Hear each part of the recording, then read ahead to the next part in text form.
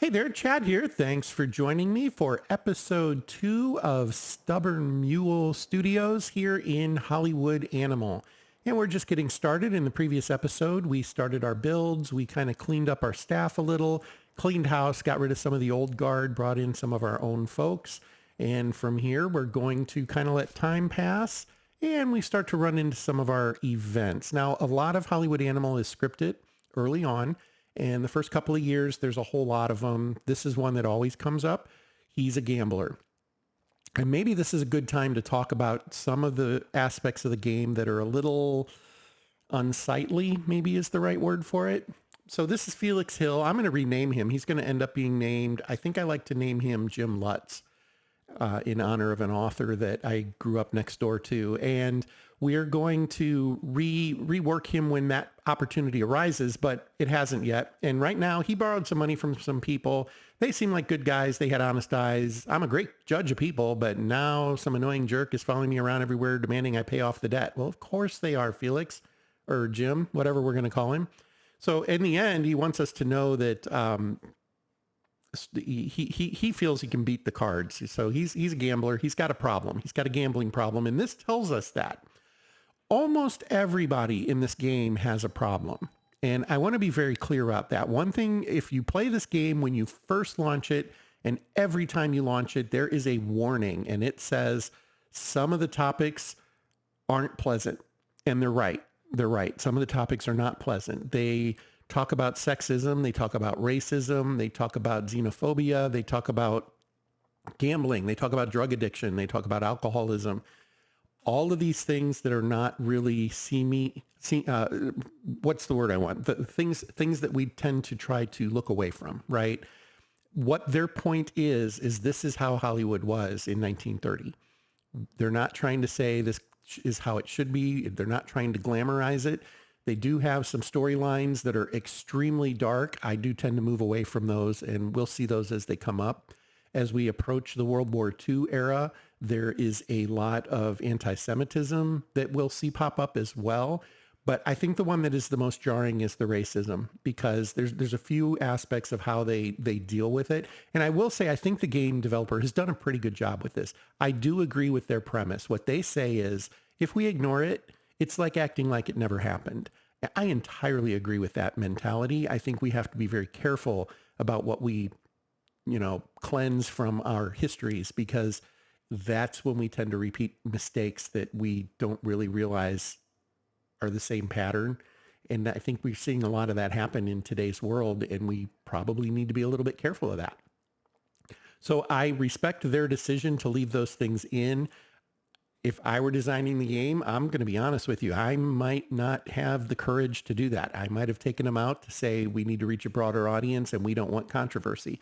I think they have taken a different approach, and I'm okay with it. I can understand that there are some who won't be okay with it, and that's okay too. I'm not here to tell you one way is right or wrong. I will be avoiding some of the ethical cliffs that they allow you to jump off of. I'm probably not going to be taking those. On the other hand, some people might think I'm crazy. So you just don't know, right? But here we'll go ahead and move forward with the game. Enough of my soapbox. Thanks for listening to that. But the game can be hard to process at times, and just do keep that in mind. So Felix, he wants some time off. One thing you're going to learn, always give people time off. That's one of my tips. Always give people time off when they ask for it, because it impacts their happiness. I can't think of a time where not giving somebody time off or giving them the time off really cost me. So keep that in mind. In fact, at some point in the future, you're going to intentionally send them out so that they can refresh. And that becomes a point in the game. So we're going to go ahead and speed things up. 4 times speed is extremely fast. Day. They just fly through. I don't tend to use that except here early on. And maybe if I'm really waiting for something, usually I'll play at 2 times speed. That's the second one here. So pre-production, construction is complete. That is great. That is a good one to have done. Incidentally, when the game auto pauses, when it comes out, it goes back to the speed you were in. So you usually want to be ready, because all of a sudden it's a week later. Let's see who we're going to hire, though. Well, I've already stipulated that I prefer the cash bonus, at least early on in the game. And I also prefer cheaper contracts. I want to have some bonus, not no bonus. And I do want people to be relatively happy and loyal, with my tiebreaker being happiness. Happiness is going to be more important than the loyalty aspect for me initially. And we're going to go with this guy because he's a little cheaper. He has a 10% bonus in both. And eventually we are going to use this. In fact, we do eventually start bumping that up as people level. But early on, we just don't have the points to spend. We do have money we can spend. So we're going to go with him. And I'm not sure how often I want to spend 20% anyway, at least this early on, 200,000. I mean, that's impactful. We don't have a whole lot of those here in savings that we could use. So we're going to go with Russell. And again, he's $500 cheaper per month. That's a really good reason to take him too. And then we do get the opportunity to name some of the people in the game. And I'm going to go ahead and take advantage of that at least a little. I like to name this actress Barb Fisher. There's no real reason. It's not really after anybody I personally know. I guess I could do Fischer, and it could be like after Jenna Fisher, who is from the St. Louis area. In fact, her mother, I think, was a teacher at my kid's elementary school or something like that. Jenna Fisher is one of the stars of the TV show The Office and the Office Lady podcast, which is still going on and is a wonderful and entertaining little podcast, particularly if you're a big Office fan. So I'm going to go with Barb Fisher. Really no attachment to anything. That just occurred to me. I could change that and make it Jenna Fisher. So Sarah, I usually change her name to something like Jessica. I don't even remember what I was doing for her last name. Maybe we'll do Franz. And I usually leave Russell alone because for whatever reason, he looks like Russell Simmons to me. He just does. There's another page of these, and I do like to rename this guy to Clark Reese. And for me, that's like Clark Gable is the call out there. Peter Harris, I used to change his name, but I don't like Peter very much, so we're going to leave him alone. And David Gutman, I tend to leave him alone as well. Again, you feel free to come up with names of people that you like or don't like. That might be the better option, honestly. Give them names of people you don't like because they can end up dead or, you know, all these different things. So just something to keep in mind. I'm not going to go after family member names. I leave these guys alone. They are good starter characters, but we won't hold on to them for too terribly long. They won't be with us by the mid to late 30s. They probably won't be working for us anymore. And that's it for now. We later will get to name our writers, and we'll do that as well. I'm going to go to 3 times speed now. Lydia Globe. Lydia's an interesting character, and I used to kind of make a little bit of fun of her. Somebody wrote me a comment on one of my videos about how they think she is the most relatable character in the game, and I thought that was interesting. There was a specific reason I kind of make fun of is not the right word. I discounted her, I guess. But it turns out that the reason I was doing that was a random event, not something that happens every time. And so I've changed my ways, and I try to use Lydia where I can. She is not an incredibly talented actress. You'll notice it says she's a 0.0 right now. Well, she was a silent film star is what it comes down to. If you read through this, you'll see that. She was a silent film star, and she is learning how to use her voice in movies, and she's taking her time in doing that. She's a little bit older, but the thing is our options are, I need an actress now, or of course I can give you 3 months. Well, we're going to give her 3 months because, again, always give people time off when they ask for it. But secondly, we're not going to be able to make a movie in 3 months. It's going to be a while before we can actually start making our own movie. So we're going to say go for it and let her do her thing. Oh, you know what? We did not start, and this is a big mistake on my part. We're going to need to come back to that in a second. We did not start research there in pre-production. I feel very bad about that. You usually want to get that started right away, but it'll be okay. So heads for production department. Production department doesn't do a whole lot of research and stuff. So I think going with the cheap guy here really isn't the worst option. A lot of what production, you know what? I'm sorry. I was thinking of the producer's office. Production department does a lot of stuff. We're not going with the cheap guy. We're going to go with this guy who gets the 20%. That becomes important later. And obviously, if this guy was a little more happy, I really might go with him. I mean, that is a huge, huge, huge savings. That is huge. There's no question about that. And we can work with his 10%. We don't need to go to the 20, but the happiness thing is a little bit of a factor. So we're going to go with Harley. And I don't, okay, so let me comment on this real quick. I don't know how much his happiness relates to the people that work for him and the movies that get produced. What I will say is there is a telltale that indicates that crew happiness impacts your movie outcome. And I think that it is related, maybe not linearly, but at some level, I think it's related to how happy the head of the department is. That's why we're going to go with Harley. And then this is where I messed up on the last one. I should have clicked this and started research. And you absolutely want to start with casting office. And the reason you want to start with casting office, you cannot hire anyone until you have a casting office. Now, this is one of those situations, though. It only takes 10 weeks to build. If I knock off 10%, it'll take 9 weeks to build, but I've spent $100,000. This is not a wise use of that $100,000 in my mind. I will say to knock a couple of days off, I'll use some of these points though. We'll start earning these soon. And, spending 40 or 60, maybe we'll just do 40. Well, you know what? 40 is only going to save us a day. Screw that. We're not doing that. We're not. We're going to sit out the 10 weeks and get the casting office. And that is going to be the way we play that. Then over here at production. Yeah, this one is a little more useful. Like I said, I was thinking of the producer's office, not the production office. For this, we want to start with building sound stages. We want to have a level 2 sound stage available to us. And we are going to speed this up. This one is worth it if you ask me, because it opens up better. Your movies end up at higher quality when they are finished with the production part. So we're going to go ahead and go with that.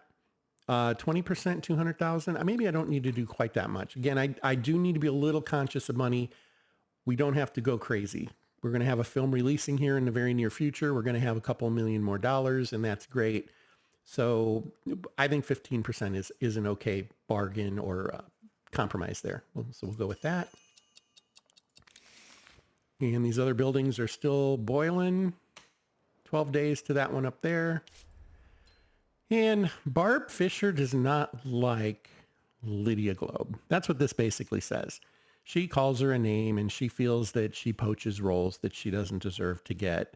And that's fine. Barb can think what Barb wants to. Barb is a young gun coming up. Lydia Globe is more established. And that's fine. I do like to hang on to Barb. I think she's a very good character to have in the game. She's affordable and she becomes very loyal and things like that. She's going to do a few tasks for us as well that other actresses aren't going to be wanting to do, like talk with a reporter and things like that. So we'll take into consideration her thoughts, but yeah. Then finally, this is ready to release. We did go with Limp and Luke. I couldn't remember which one I picked, honestly. It's a pick 'em if you ask me. You can do whichever one you want. I did go with Limp and Luke because I do want to have action movies, and that was its first tag. So we're going to do that. Not that you have to take that path. You can still do action movies and take the romance. It's totally fine. But here we go. We're going to release the film. First thing that will happen is it gets a Kino Mark grade, and this basically measures the audience reviews. Okay, that's great. If you're sure you released a quality film, but people aren't appreciating it, then you may have lured the wrong audience. What this is telling us is you want to monitor this to see if you're maybe advertising in the wrong places. That's what this message really means. Okay. And then we get some critics, and usually the critics are pretty reasonable. And then there's this one guy called the Bone Grinder, and he's on every one of your movies. And it's almost like he's a blogger, if you ask me. You know what? He didn't show up here, did he? Interesting. I don't know that I remember him not ever showing up, but I'm not sure I've ever paid attention on that first movie either, because this is all a little overwhelming at first. You can read through these. They're fun. They're fun little reads. They're not always accurate. Some critics like things that other critics don't, as you can imagine. This one thinks the perfect action movie. It will brighten up your evening. This one, 3 stars. Fighting and shootouts have no place in society. They give us 3 stars, but they hate the movie in a sense. So, it is what it is. Take it or leave it. Nothing you can do about it at this point, by the way. Your advertising is set. Your movie is done. It's in the theaters. The only thing you can do is decide if it's going to have, I suppose, reputation impact on you. I don't even know if that's a thing. So we'll hit continue here. Everybody gets experience for a lot of different things. And one of the things is when a movie releases, everyone gets some. We're going to say continue to just fly through that. Otherwise, it takes a long time. There's a long list of folks, including all of the actors, the directors, the producers, the writer, etc. So everybody gets some experience when a movie finally hits the theaters. And we will continue from there. This is how much we spent in advertising and stuff, movie screen rentals. We didn't actually touch any of this. In the introduction, it does walk you through this. The previous owners had already paid for all this stuff. And part of the reason I skipped the intro now is because that part bothers me a little because it doesn't set you up with proper expectations of what it's going to cost to release a movie in the future. We're going to be aiming at $700,000 to $1 million as totals in a lot of our movies that we really want to make money on. So this kind of gives you some false expectation. If you try to target this as what you're doing, it won't work for you. Keep that in mind. And then we're going to continue and we'll see the money start rolling in over here. I don't think we get the money until the end of a 4-week period though. This is going to go ka-clink, but this didn't go up, you'll notice. So, okay. Construction completed on the producer's office. This is the one where I don't mind going a little cheap. We want to keep our producers happy, so I will build the building well, but we don't need to worry about how effective their research and stuff is right off the bat. And I think there's an easy winner in this one. Even though his happiness is a little low, we're going to go with Kevin. He has the 20% cash bonus in the long run, but he's the cheapest by $600, $550.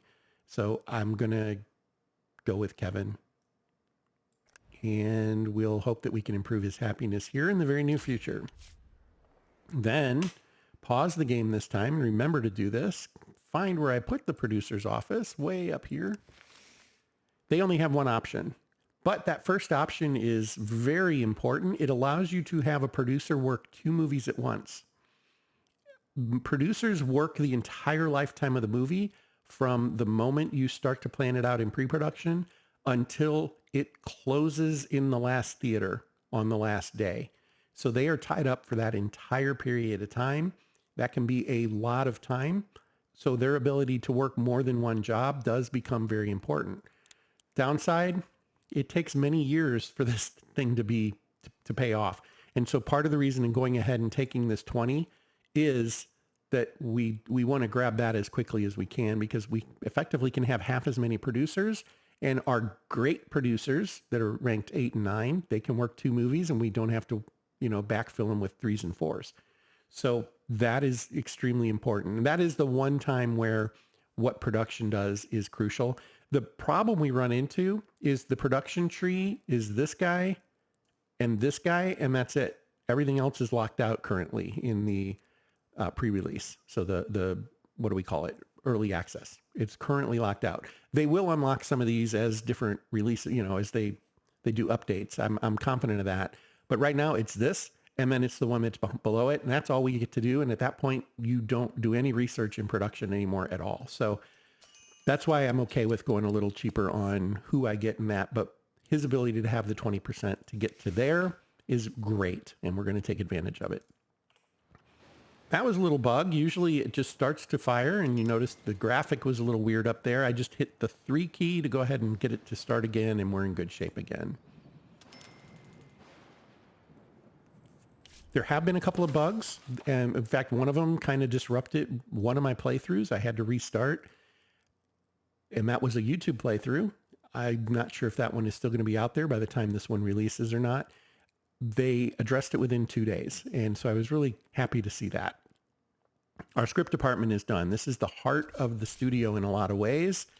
We need to have a decent guy here to start. And I think we'll go with the middle guy because his happiness, he's like the most loyal. He's the middle price and he has both bonuses he can work with. So we're going to grab him.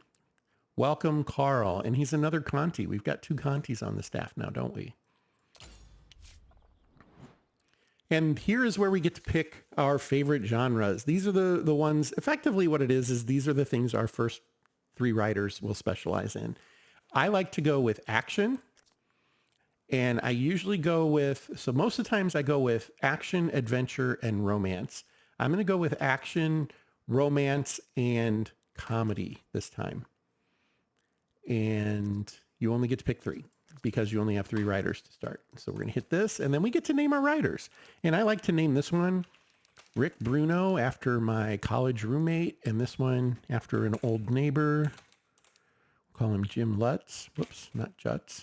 Lutz. And then this one is Roger Lee, one of my best friends in college. There we go, Roger.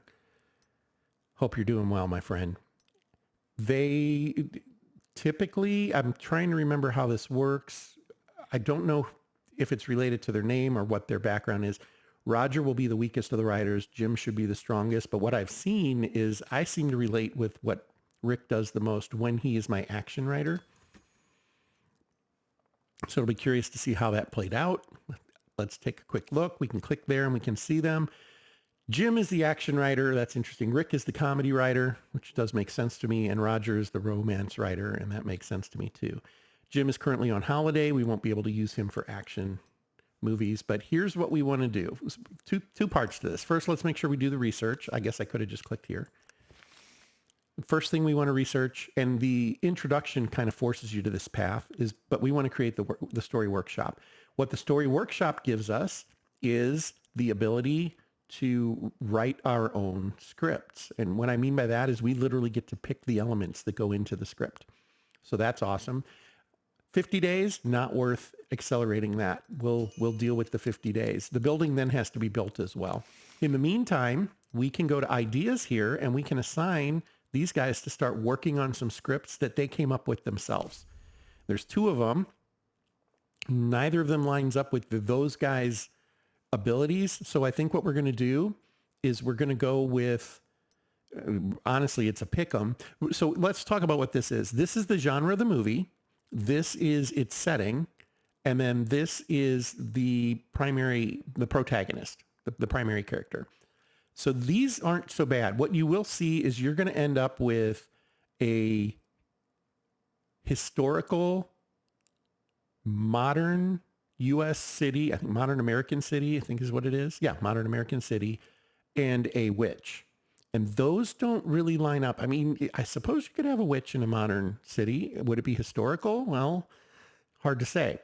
You know, you don't want to have a historical modern city cowboy. Doesn't really make a whole lot of sense.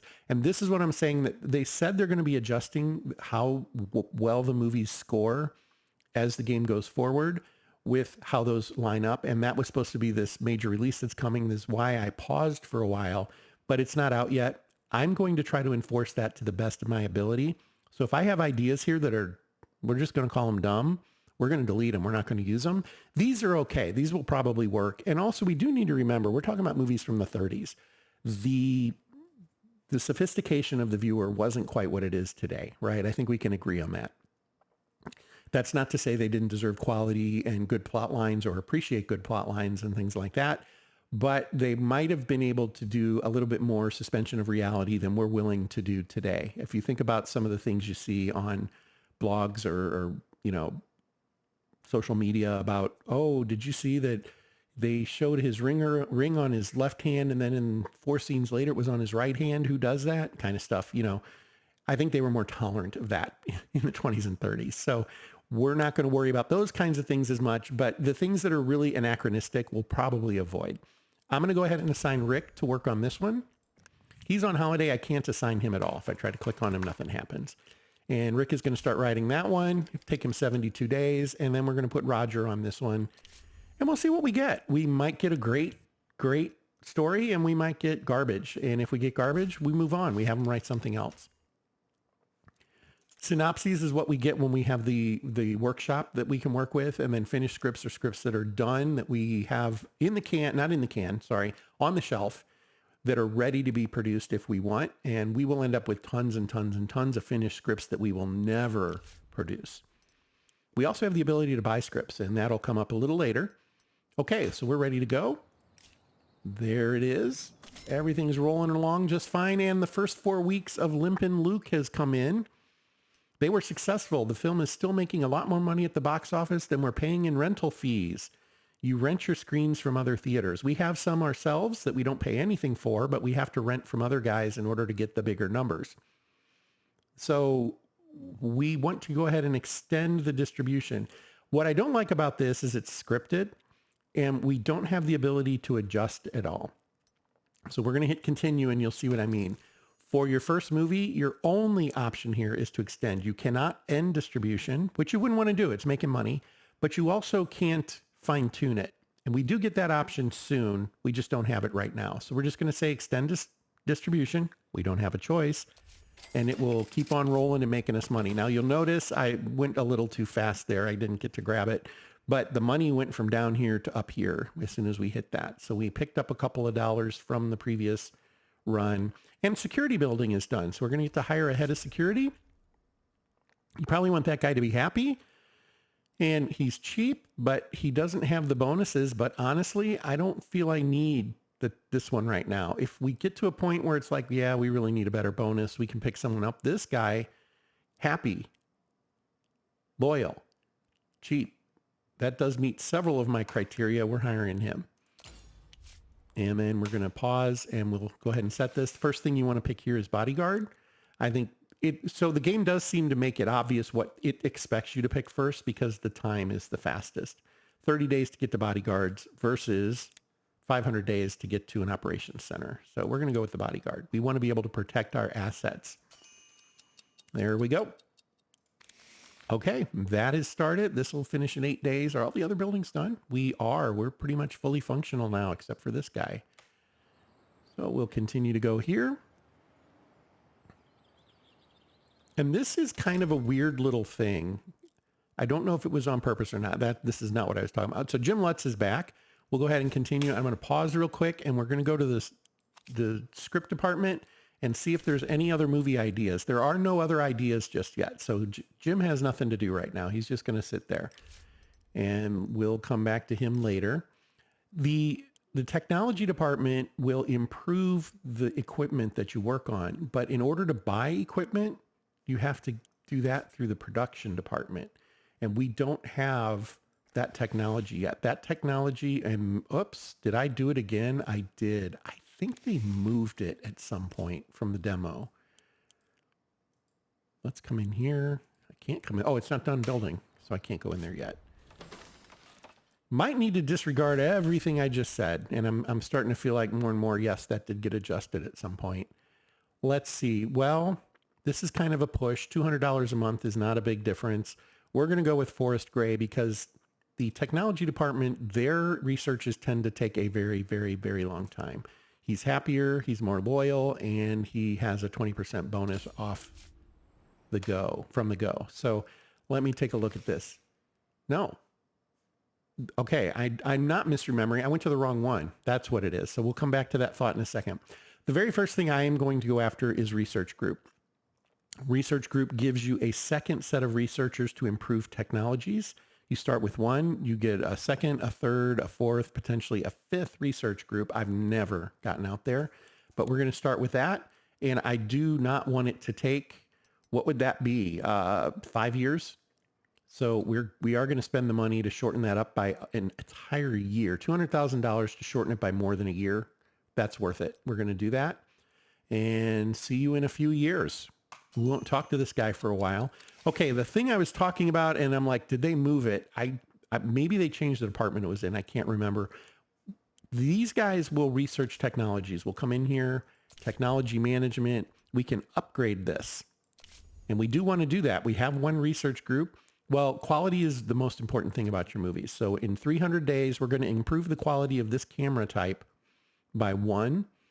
And we're going to go ahead and start that research. That is great. These are the only technologies you have to start. The image, you have the Doppler camera, and for sound, you have the Sonotone. That's it. And we can research this one too. We don't have any groups available now, though. That's why we're researching another group. We want to be able to utilize that, and we can upgrade more than one thing at once. Okay, you'll notice all these other slots. Well, we can buy technologies as we go. except you can only buy them. I think it is this one. Oh, we do need to build a soundstage. It's not this one. That's the one I looked at last time. Is it pre-production? Must be pre-production. One of them has a thing called technical support. There it is. So it's under pre-production. I'm sorry, I was going after production. Pre-production has this technology. That will probably be next on our list because this is the only way you can buy new technologies. So it's a little weird because it's not in the technology department. It's in the pre-production department, but the two are linked. You have to have this in order to buy new technologies. So just keep that in mind. Kind of a weirdness there. And that's why I think they moved to the department it was under. I kind of remember that was different before in the demo. I could be entirely wrong. I think the demo is still out there, by the way. You're welcome to give that a look, see if you don't have the game. Soundstage. We need to build a soundstage. That is important. And we can only build level 1 sound stages to start, and that's okay. We're going to go ahead and build one, maybe 2 of these. I like to put them down here around maintenance. I don't think maintenance builds a power plant and they build water towers eventually. We don't need to worry about that too much. Let's put it here. Let's put it here. I like to make them fit, right? SimCity days. Okay, and we're going to go ahead and max it out. This does have a pretty direct impact on the ability of the quality of your movies as they get created. So that one I would always stick with 100% if you can. But you're also going to want to have better sound studios. You can only have 6 total sound stages. You can only have 6 total, and we will be able to remove them if we need to, and we can upgrade them. So the services department is ready. We've researched that to the point where we can use it. We'll come in here, and next up is, what is our next choice? This one is one of those awkward conversation pieces, ethnic composition of your studio. You can adjust the ethnic composition. People are going to ask you to remove minorities from your studio. We don't want minorities working here, and you have to make a decision on that. To do that, you have to have this active. So I'm not all that interested in playing that part of the game right now. We're going to ignore that. But also, I think these are much more important. Employees won't throw a tantrum if you cheap out on landscaping. So they don't allow the landscaping to diminish their ability. Now, I'm already researching landscaping, but it's going to take, I think it takes longer than what this is going to finish in. So we're going to go ahead and do this upgrade. Could go and look, I suppose, but nonetheless, I feel, and this also opens up some other things that become more important as you play through. We will eventually do this one, just not now. This is how you control the cost of your general staff also. And I just don't feel like we need to mess with that just yet. We'll do it in the future. Okay, so everything is rolling here. Rolling right along. What can we build? Ah, yes. So when a building is finished researching, you usually have to build it. And that is true of services. We want to be able to do that. Services becomes extremely important. This is how you increase happiness generally for your employees. And we're going to put this here. I like to put it in the corner. It has a few things you build with it. And we max that one out. And we'll come back to it once it's built. We'll hire a head of the department and we'll learn how to use that. Limp and Luke, second month, we'll call it 4 weeks. We'll call each 4 weeks a month. Second month of distribution, still making $150,000 in its last week with only 23% of the seats being filled. So it's still making some good money. We could reduce the number of screens it's being shown on, except this is where this becomes weird. We can now end the distribution if we wish, or we can extend it. But again, this third option will eventually show up that says set distribution. I think it says set. It's the one I really want to control right now because what I could do is reduce the number of screens that I'm showing it on and reduce my cost. And that would thus increase my profit, right? As long as I'm selling tickets and it's cheaper for me to be selling those tickets. I don't need this many screens right now. I need a quarter of that many screens. So I could reduce this to 20,000. That would have been awesome, but I can't. It doesn't allow me to do that. That button isn't available. So our only option is to extend, which keeps the current settings. So all these numbers, well, the renting and the screens numbers stay the same. The game determines the attendance and the gross. But there is a little more money to be squeezed out of Limp and Luke. So we're going to do it. We'll extend and give it 4 more weeks, and then we will probably end the distribution. Okay, Bodyguard upgrades are complete. We can now hire security guys to support our talent. And I like to go with security services next. This allows you to kind of investigate some things. It is a 500-day one. I think they all are pretty high at this point. Yeah, so it's kind of a pick on which way you go next. I like to go here. And we're going to do that. And it'll take a little over a year. But I want to pause. I want to hire some security guys. Okay, we hire by clicking this. You can also go to staff up there and kind of sort through the list yourself. I'm going to go ahead and do that. And I like to hire level 1 guys that are loyal. Happiness is important, but it's not crucial. But I also very much look at the cost. This guy is $500. He's level 3. He's getting taken. We're going to need to give him something to make him happy once our services department is up to speed. But for now, we'll hire him. We'll hire him. Hire all the cheap guys. That's actually not bad either. We're going to take him. And we're going to take him. What's his happiness at? 47. Yeah, we can work with 47.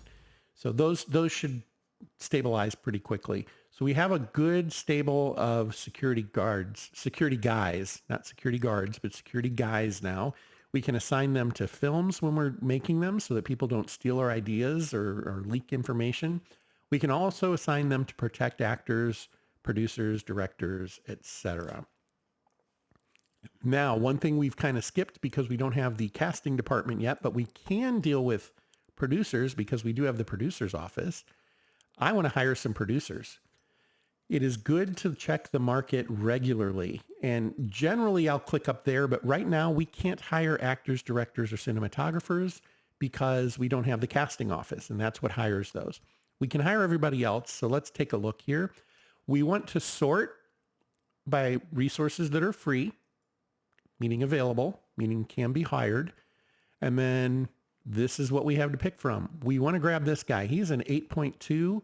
He is expensive. Think of this as in hundreds of dollars. So he is going to be $72,000 for a year. But believe it or not, that's worth it. And in the long run, you'll kind of learn that. Money is something to be spent in this game. If you want to make money, you have to spend money. And that's just really true in this one.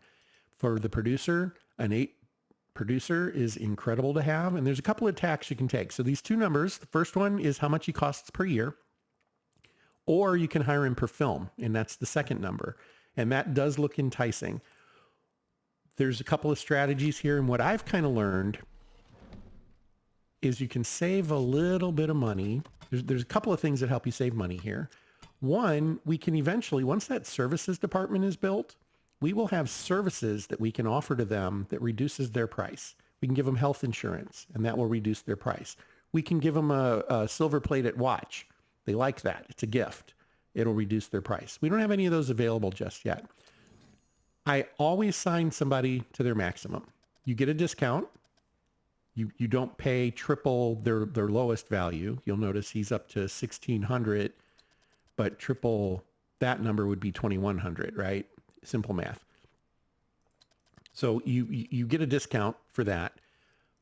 And the same is true for their movies. If you hire them for one movie, 3 movies is not going to be 1,200, right? So we save a little bit in bulk, pretty typical. The other thing you could do, though, is we could hire him for one movie. Producers hang around for an entire movie. They're expensive. But once we have a successful movie with him, and it probably will be successful, we're going to aim on quality and doing well, we can re-sign him at a discount. And so one tactic you can take for these, particularly these guys that are a little more expensive early, sign them either to one movie or 1 year. I'm going to go with one movie, pay them what they want. And then when it comes back around, usually their price tag doesn't go up that much, and you save on the discount more than what it would have cost you to sign them long-term to begin with. You can switch from movie to year, and that's what I'll do. I'll sign him for a movie, and then when it's time to renew, we'll sign him for time. And then by the time this movie releases and is done, we should have services we can offer him that will reduce his cost. So that's a tactic you can take, and that is what we're going to do here. In order to match what he wants, we just have to click this arrow. You can overpay him. I don't see where it makes a difference. I thought maybe it would affect their loyalty or their happiness? I'm not sure it does. I maybe could spend a little more time making sure of that comment, but all in all, I don't think it makes a big difference. Here is something to know. For producers, actors, and directors and cinematographers, those 4 departments, when you hire them, this money, for regardless of how long this is, comes out of here immediately. It's a one-time fee. You pay it right now. Then he works for you until this obligation is met. If it's 3 years, he works for us 3 years, never takes a dime out of this. Services do cost, and they have a monthly cost, but they are way cheaper than the actual dollar for dollar. So I don't even really think about that too much. It's cost of making money. But you don't pay $39,000 per month or per year or whatever. You pay $39,000 and you're done. I use that to my advantage. I lock everybody up for long-term contracts. I pay it. I know how much that cost me. I don't pay another dime for those folks. It's done. There are other departments that are monthly, and those are your screenwriters, your composers, and your editors, and your security guys. We already saw the security guys. Those other 3 departments, those are monthly costs, and we do need to be mindful of that. In fact, we're going to go deal with that in the next episode. We'll deal with that right away. So we're going to hire this guy for 1 movie, and then we will re-sign him to a yearly contract with a little bit of a discount after we do something successful with him. You can do this with all those roles, right? So producers, that's what you have access to. The next guy down, that guy was an 8.2. This guy's a 3.9. Well, we have a 3.9 in our studio already. If we come look here, we have a 3.5. We have a 2.9, sorry, but pretty close. We're pretty close there. We don't need to hire a 3.9 right now. In the future, we might want to, but we don't need to right now. Let's look real quick at editors. The best editor available is a 1.5. That's too bad. We have the best editor in the game right now, usually, and that is Emma. Emma is the best editor at 3.6, and that's the best you can do. And unfortunately, it takes a very long time to move that up. We could also look at composers, but we have the best composer that's available generally, and that's Lewis. If we look at the Employee Center at composers, 3.7 is the best in the game right now. Arthur Brooks, he works for Gerstein. And from a free perspective, there's a guy who's a 2, and that's it. We will come back to that in the next episode. Let's see, do we have any more builds? Let's go ahead and let's finish this build, see if anything else happens. We'll finish the Limp and Luke run, and then we'll end this episode, and we will come back and deal with the salaries and hiring of other folks. Save a little bit more money for us. There's the casting office. It's ready. We're going to first go to upgrades. Now, we do have to build it, but we're going to go to upgrades. I always go with technical support second because that gives you the opportunity to buy technologies, and I do shorten that as much as feasible. So we can spend a couple of points for this to shorten it just a little more. There we go. And then we do have a build. This will always give you an indicator when you have something to build. It says 1, and it will show you an exclamation point on what it is that you haven't built yet. We'll just put that, I don't know, we can put it on a corner. Put it right there, get it started. And our sound studio just completed. Level 1 sound stage. We get to name it. Name it after your best friend, name it after your spouse. I tend to call it Studio 100 or 10 or 1 or 1A, whatever I decide to go with. I usually only build 1 or 2 of these, and eventually they'll get torn down because I'll have better sound stages. We'll go and go with Studio 100 to start and just leave it at that. I guess we call it Stage 100. That probably makes more sense, doesn't it? There we go. Okay, I think that'll do it for this episode. That was fun getting us started. We still haven't really gotten into the meat of the game. I hope you're still hanging on. I do get that it's kind of a long draw to get to that point. Next episode, things should start to pick up. We'll start being able to write our own stuff and have our writers completing jobs. You can see 24 days, and they're going to have a couple of new scripts for us to look at. Maybe we'll start making another movie. Until then, until next time anyway, I appreciate your time and fair travels.